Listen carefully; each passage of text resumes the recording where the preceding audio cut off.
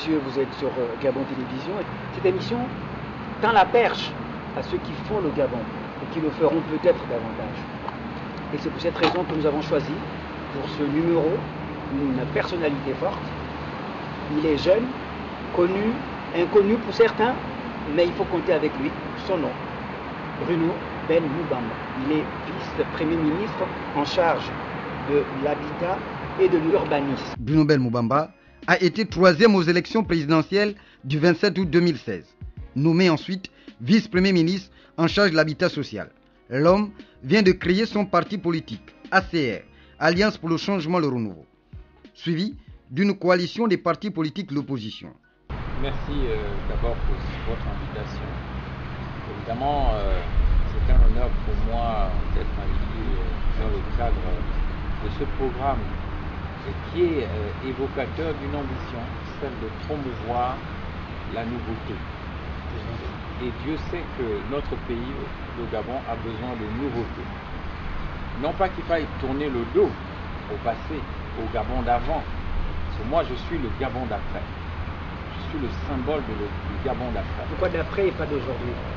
Eh bien, le Gabon d'aujourd'hui, c'est le Gabon de l'égalité des chances. C'est la promotion du président Ali Bongo Ondimba. Moi, je suis au gouvernement d'ouverture comme vice-premier ministre. Et j'ai fait campagne sur un thème qui n'a pas été encore une fois compris, le Gabon d'après. Le Gabon d'après, c'est le Gabon d'après ce que le président Omar Bongo Ondimba, Dieu et son âme et qu'il repose en paix, a proposé depuis 1967. Nous sommes en 2017, et ça fait 50 ans que le président Omar Bongo est arrivé au pouvoir. Il a trouvé un certain désordre dû à la compréhension que les acteurs politiques de l'époque avaient de la démocratie. Et comme la démocratie était symbole de désordre, de disputes, de choc interethniques, il a décidé, en son âme et conscience, de fonder le parti unique et de construire l'unité nationale à sa façon, sous la base du parti unique. Cela a été positif, puisque quelque part, il y a une conscience nationale qui est née. Mais il y a un revers de la médaille. En faisant le parti unique, le parti État, le parti démocratique gabonais, on a créé des monstres aussi. On a appelé les rois tolaires, on a appelé les barons. Ils ont chacun décidé de régner sur des communautés ethniques dans les 9 provinces.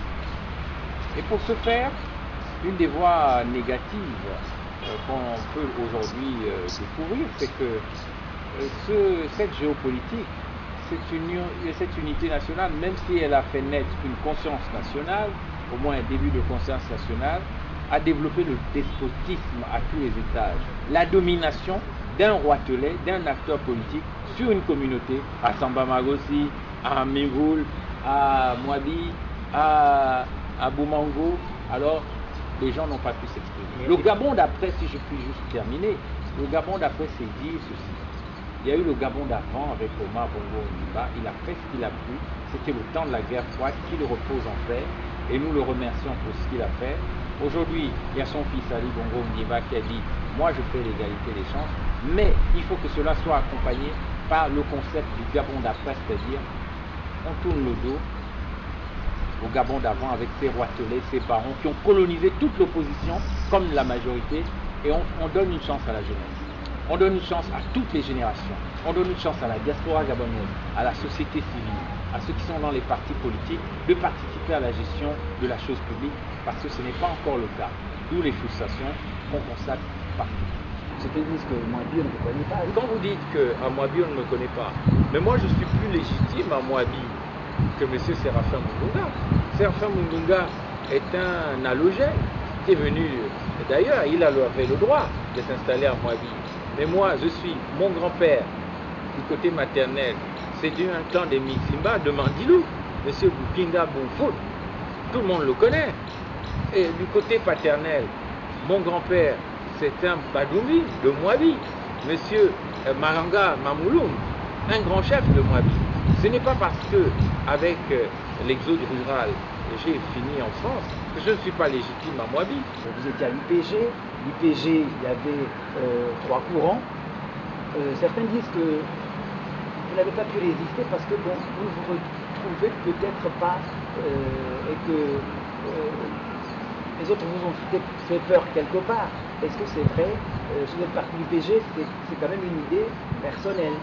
Quand je suis arrivé à l'UPG en fin 2011, l'UPG était déjà divisé. Ce sont les amis français de Pierre Mamboulou qui m'ont conseillé d'intégrer l'UPG pour empêcher la destruction de l'œuvre politique de M. Pierre Mamboulou, qui avait de grands amis à l'étranger, notamment dans le Parti socialiste. Je ne peux pas donner ici les noms des amis du président Pierre Mamboulou qui m'ont conseillé de tout faire pour empêcher la destruction de l'œuvre politique de Pierre Mamboulou. Vous savez, dans la Bible, on dit qu'il est venu chez les siens et les siens ne l'ont pas reconnu. Ça, c'est dans l'Évangile selon Saint Jean, chapitre 1. Il est venu chez les siens et les siens ne l'ont pas reconnu. Je peux dire aujourd'hui que je n'ai pas été reconnu par les hiérarques de l'UPG qui m'ont combattu, M. Boukani Wango, M. X, M. Mathieu Moubanzeni et d'autres. Mais les militants ont reconnu en moi une opportunité de faire en sorte que l'œuvre politique de Pierre Mamboulou ne soit pas soldée. Je dois aussi dire que malheureusement, les proches du président Pierre Mamboulou, parfois même une partie de sa famille, n'ont pas vu l'opportunité que je représentais de sauvegarder les données du Mamboulouisme.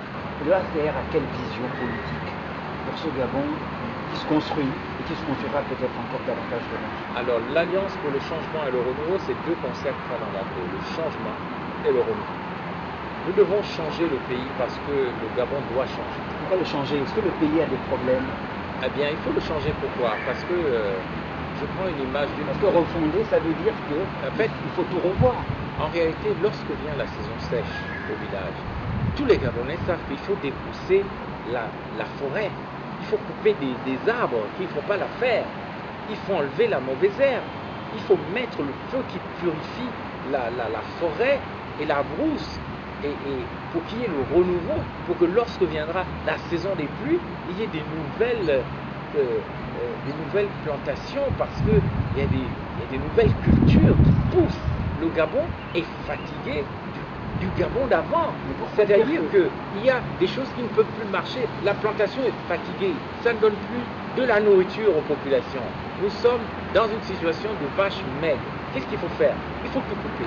Il faut des brousses. Apparemment, quand on vous écoute, absolument pas. Vous êtes contre les vieux. Je ne suis pas contre. Vous voulez que les jeunes? Non, je ne suis pas contre les vieux. Et pour preuve, ceux qui m'ont le plus soutenu à l'UPG, ce sont les vieux. Le mouvement des sages m'a entièrement suivi dans la CR. Le mouvement des femmes m'a entièrement suivi dans la CR.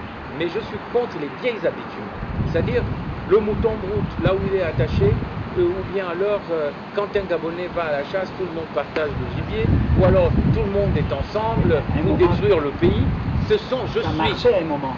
Oui, mais aujourd'hui ça ne marche plus. Il faut changer les vieilles habitudes. Il ne faut pas changer les vieux. Il ne faut pas être contre les vieux. Nous tous, nous sommes des vieux en puissance. Moi, je suis déjà un vieux, même si j'ai l'air d'un jeune. Mais c'est parce que j'ai longtemps vécu dans un monastère et que j'ai pratiqué des exercices spirituels élevés dans mon catholicisme, exacerbé pour certains. Cela m'a conservé quelque part. Je n'ai pas eu une vie d'excès, mais ça ne veut pas dire que je suis un jeune homme. Attention, certains me présentent comme un jeune homme. Pas du tout. En 2017, j'ai 50 ans quand même. Ça n'a pas, les gens n'ont pas l'air de le croire. Mais c'est parce que j'ai eu une vie. 50 ans, on est encore jeune. Oui, je suis jeune. Mais Omar Bongo est devenu président de la République à 32 ans.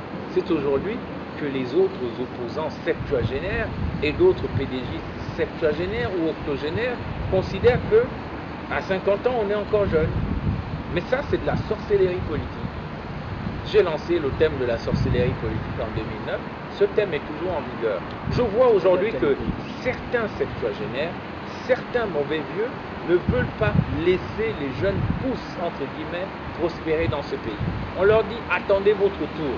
Eh bien, moi, contrairement à certains jeunes, entre guillemets, politiciens, j'ai décidé de faire ma révolution en ne m'alignant pas derrière les septuagénaires, parce que si je les écoute, à 70 ans, je serai encore jeune. Je dis aux jeunes, entre guillemets, politiciens, cessez de vous laisser infantiliser par des gens qui ont déjà leur vie derrière eux. C'est ce que j'ai dit au Moukani Ouangou, au Chambrier, au Mabiala, au Ondouédou et au Moulomba, et ils ne veulent pas l'entendre. Monsieur le ministre, vous êtes la troisième force du pays, vous venez au gouvernement, mais vous êtes d'abord opposant avant tout. Mais je suis toujours opposant. Toujours opposant. Et comment vous faites pour accepter le poste pour lequel vous exercez en ce moment? Je crois que l'accord politique entre moi et le président de la République réside sur un fait simple. Nous sommes d'accord sur une chose. Il faut changer le système. Il faut changer le système. Et ce n'est pas du tout contre les gens. Ce n'est pas contre les personnes. C'est que ce système qui a été fondé en 1967 est dépassé. Il a été créé sous la guerre froide. Il a été créé à une autre époque où Internet n'existait même pas. Où il n'y avait pas Facebook. Où il n'y avait pas les réseaux sociaux. Aujourd'hui, si les Gabonais, les jeunes surtout, sont en colère sur les réseaux sociaux, mais c'est parce qu'ils ont une autre souffrance que leurs parents ne connaissaient pas. Moi, mes parents souffraient dans leur champ, mais ils ne savaient pas que leur vie pouvait être différente. Ça, c'était une souffrance purement physique, et on trouvait cela normal. Mais avec les réseaux sociaux, avec Facebook, avec Twitter et tout, il y a une nouvelle souffrance qui habite les nouveaux Gabonais. Ils souffrent de souffrir. Et bon, ça s'appelle la souffrance métaphysique. Monsieur le ministre, et c'est pour cela qu'ils sont prêts à se faire tuer. Et il faut les entendre. Et pour cela, il faut changer le système pour l'adapter aux nouvelles générations. Moi, je représente le Gabon des nouvelles générations. Mais les Gabonais vous attendent aussi au tournant, monsieur le ministre. Oui. Donc, vous acceptez l'habitat avec un volet important sur le logement social. Est-ce que ce n'est pas aussi un risque d'accepter ce département ministériel qui est aussi sensible, qui n'a pas pu véritablement avancer, parce que le chef de l'État lui-même auparavant avait une vision, avait décliné une vision, et puis les acteurs qui étaient autour de lui n'ont pas joué cette partition. Est-ce que ce n'est pas un risque aussi pour vous? Ben moi, je suis un homme courageux, sans faire dans l'arrogance dont on me soupçonne parfois à mauvais titre. Je suis courageux et je n'ai peur de rien, puisque je ne suis pas venu à l'habitat pour m'enrichir. Je ne suis pas venu à l'habitat pour devenir le premier propriétaire foncier du Gabon. Donc je suis tout à fait détendu, il n'y a aucun problème. J'accepte tous les défis et moi je suis content. Au départ, je n'ai pas voulu accepter ce poste. Je l'ai même refusé. Il a fallu vraiment de l'obstination pour le Premier ministre. Qui vous a convaincu pour que vous puissiez l'accepter? Je ne peux pas entrer dans les secrets qui ne peuvent être révélés que dans les livres d'histoire. Cependant, je peux vous dire que je n'étais pas très chaud pour aller me faire ridiculiser. Mais j'ai pris cette proposition comme un défi. C'est-à-dire que pendant 10 ans, on m'a vu critiquer. On m'a vu faire de l'humanitaire, on m'a vu faire beaucoup de choses. J'étais dans les dossiers des ONG, les biens mal acquis et tout ça. Pour moi, l'habitat, c'est un défi qu'on me lance. On m'a dit, mais vous avez beaucoup parlé, montrez maintenant ce dont vous êtes capable. Je vous dis une chose. Dans la Bible, le patriarche Joseph était en Égypte dans une période de vaches maigres.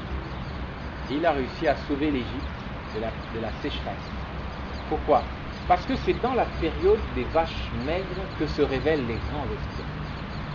Et les grands esprits, ce n'est pas le vice-premier ministre, c'est tout le monde. C'est Dieu qui vous inspire quelque part, parce que ce n'est pas aussi facile, là, le pays est en difficulté énorme, et puis relancer l'habitat, c'est pas... Je suis guidé par la Providence. Qui aurait cru à un moment que Moubamba se lèverait un jour pour dire « Je reconnais la victoire du candidat président, M. Ali Bongo Ondimba ». Les choses bougent. Les choses sont des réalités en mouvement. Les choses sont dynamiques. Les Gabonais disent que c'est un deal entre le président Ali mais bien entendu, et vous. Mais bien entendu.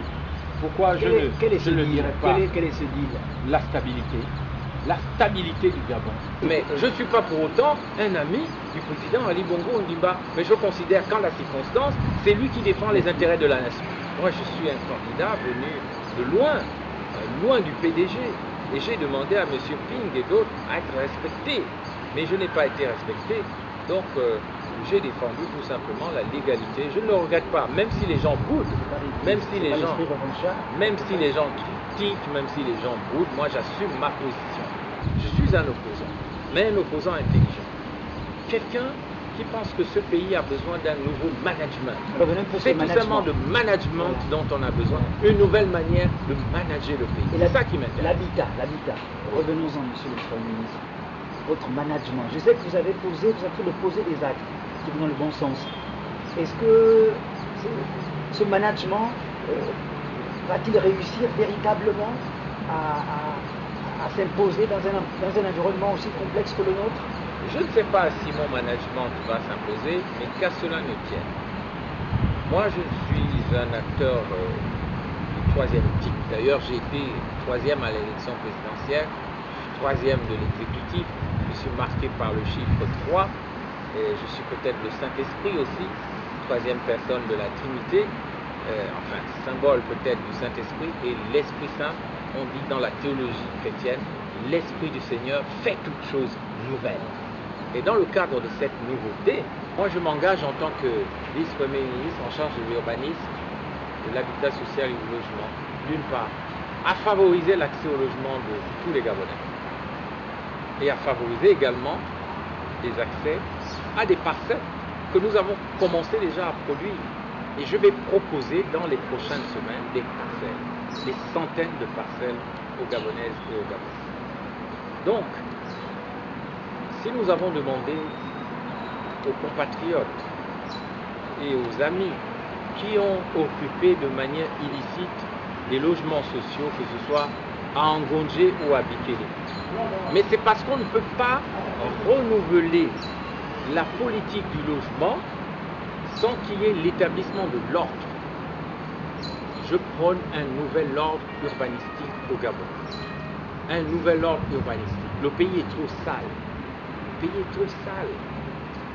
C'est le désordre partout. Vous avez des gens qui vivent dans des maisons en tôle.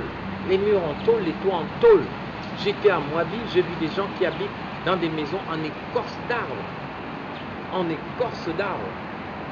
C'est indigne dans un pays aussi riche. Donc, moi je promets de faire en sorte, en application des mesures gouvernementales, et parce que c'est aussi le choix du président de la République, je promets que nous allons construire des logements, nous allons produire des parcelles, nous allons faire des réformes d'agences comme la NUTTC, redonner du poids à la Direction générale de l'urbanisme et des affaires foncières pour que la planification, l'aménagement des terrains soit fait par le gouvernement, par l'administration centrale, et que l'attribution du terrain soit le fait de la NUTTC, l'agence qui doit en général conférer les terrains à X ou Y. Mais encore une fois, le mal du Gabon, c'est la corruption. Et moi, je suis là pour lancer une opération main propre. Est-ce qu'on va pour autant me tuer comme le juge ou le procureur Di Pietro en Italie qui a voulu faire main propre? J'en doute. Je ne suis pas quelqu'un qu'on peut tuer facilement. Parce que je me mets entre les mains du Seigneur et je prends la providence. Je suis un modeste personnage, mais je me mets dans les mains de la providence.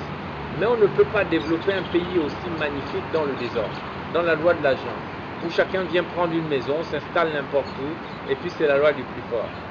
Le rôle de l'État ne doit pas être amoindri, même si on est dans les investissements privés, même si on fait les partenariats publics-privés, les fameux PPP, il faut que l'État protège et les faibles et les forts. On va faire des maisons, on va faire des parcelles, on va aménager la route nationale numéro 1, on va aménager les grandes artères, on va faire en sorte qu'à Port-Gentil, Lambaréné, Lasturville et partout, on fait des grandes politiques urbanistiques pour faire du Gabon un pays mieux organisé. Est-ce pour autant que le premier qui dit la vérité doit être exécuté? Mais c'est pas moi de le dire. Moi je le dis, je suis courageux. Et je le dis sans orgueil, sans arrogance. Je ferai ce qu'il faut pour le bien des Gabonaises et des Gabonais. Mais je ne me laisserai pas faire. Si quelqu'un, même s'il y a une inertie dans le pays, une résistance au changement, je continuerai d'agir tant que le président de la République me fera confiance. Le jour où il ne me fera plus confiance, ce sera autre chose. Mais moi, je suis là pour faire la politique du président de la République en y ajoutant ma propre touche personnelle et j'irai jusqu'au bout pour ne pas paraphraser certains anciens candidats à la présidentielle majoritaire. J'irai jusqu'au bout. Vous ne partirez pas comme ça sans pour autant dire, ne serait-ce que ce choix, c'est pas notre choix à nous, mais c'est un choix collectif. Alors qu'est-ce que ça vous Qu'est-ce que ça vous dit, monsieur le Premier ministre, d'avoir été choisi par l'ensemble des Gabonais? Pour moi, c'est l'équivalent du prix Nobel. Je suis quelqu'un qui me considère parfois comme un incompris de la part du public. On m'a connu comme gréviste de la faim, on n'a pas forcément compris. Après, j'ai été à l'Union nationale, après j'ai été à l'UPG, on a dit qu'il est instable. Ensuite, j'ai eu un discours assez radical contre le pouvoir. Et ensuite, tout en disant que je n'étais pas un convivialiste, je suis entré au gouvernement en mon âme et conscience à la suite des événements bien connus, post-électoraux. Je pense avoir participé de manière modeste à ce qu'il n'y ait pas le chaos au Gabon, à ce que l'instabilité ne s'installe pas, alors que certains de mes frères aînés en politique voulaient installer le désordre et le chaos. Ensuite, j'ai pris en charge un ministère quand même des plus controversés, le ministère des nébuleuses, l'habitat, le ministère quand même où on a perdu des centaines de milliards. Eh bien, j'ai décidé de réorganiser tout ça sous l'autorité du Premier ministre et selon les instructions du président de la République, sans haine, sans rancune, parce que j'aime le Gabon et j'aime tous les Gabonais, quels qu'ils soient. Je ne pratique pas la haine des personnes. Je ne suis pas en guerre contre qui il y a. Je veux tout simplement que mon pays vive, que mon pays ne s'installe pas dans l'anarchie, dans la violence, dans la haine. Et dès mon arrivée au ministère, j'ai dit que je ne couperais pas des têtes. J'allais redéployer les effectifs dans l'administration, tout en faisant appel à de nouvelles intelligences. En fond, je rêve d'un pays rassemblé. Rassemblé autour d'une idée commune, c'est que le Gabon, c'est notre chose à tous. Et il faut léguer aux générations à venir un pays mieux organisé, mieux géré que ce que ma génération a reçu. Suis-je pour autant incorrompu? Non, pas du tout. Absolument pas. Ai-je fait allégeance? Absolument pas. Je n'ai pas fait allégeance à qui que ce soit. J'ai tout simplement reconnu le bien fondé de certaines situations, à savoir que le Gabon doit être défendu. Au nom de la nation, il faut défendre la République gabonaise. D'autre part, il faut défendre l'intérêt général, il faut défendre le bien commun. Et pour finir, il faut léguer aux générations qui viennent un pays mieux organisé. Donc, nous devons rassembler, et ce sera mon dernier mot, les meilleurs de l'opposition, les meilleurs de la majorité au pouvoir, je dis bien les meilleurs, pas tout le monde, les meilleurs de la diaspora gabonaise, il faut les appeler, et les meilleurs de la société civile. Voilà pourquoi nous irons au dialogue national convoqué par le président de la République, moi-même avec l'alliance de la nouvelle opposition, dont je suis aussi le président exécutif. Nous allons faire des propositions au gouvernement pour avoir une nouvelle constitution, pour avoir un nouveau cadre qui permette au Gabon de se relancer, alors même que certains veulent retarder le Gabon. Pourquoi? Parce qu'ils veulent manger. Parce qu'ils considèrent qu'ils doivent manger. Ils doivent continuer à manger comme avant. Et tous ceux qui sont nés dans les bas quartiers ne doivent pas manger. Et tous ceux qui ne sont pas bien nés, ils ne doivent pas aussi diriger. Et tous ceux qui ne sont pas fils d'eux ou filles d'eux, ils n'ont pas le droit de changer le Gabon. Je suis le symbole du Gabon d'après. Je suis le symbole de ceux qui ne doivent rien à personne. Je suis le symbole de ceux qui n'ont pas été poussés par un. Je suis le symbole de l'égalité des chances. Je dois quoi à qui? Je ne dois rien à personne. Personne ne m'a poussé, personne ne m'a aidé. Au contraire, pendant des années, on a cherché à me fouler, à me détruire, à me tuer. Eh bien, aujourd'hui, je suis ce que je suis et je vais continuer à monter toujours plus haut. Je ne veux pas inquiéter les uns ou les autres. Mais c'est mon ambition. Personne ne va m'empêcher de progresser. Je mets en garde les septuagénaires et un certain nombre d'acteurs qui font dans la sorcellerie politique, qui ne veulent pas un renouveau, qui ne veulent pas de changement, qui veulent que ça reste comme avant et qui pensent que seuls eux et leurs enfants peuvent diriger. Je dis non. Ils sont puissants, Mais moi, je viens au nom du Seigneur et je dis à Goliath, quel qu'il soit, qu'il ne passera pas. Tu ne passeras pas. Bruno Ben Mukamba. C'était donc l'invité, l'élu donc de cette émission. Vous aurez aussi, pour certains qui nous regardent, qui nous écoutent, aussi parce que c'est important, c'est une tribune qui est ouverte, où d'autres personnalités de plusieurs horizons divers viendront aussi à cette tribune évoquer les avancées du Gabon. Merci d'avoir été nôtre sur Gabon Télévision. À très bientôt pour un autre numéro.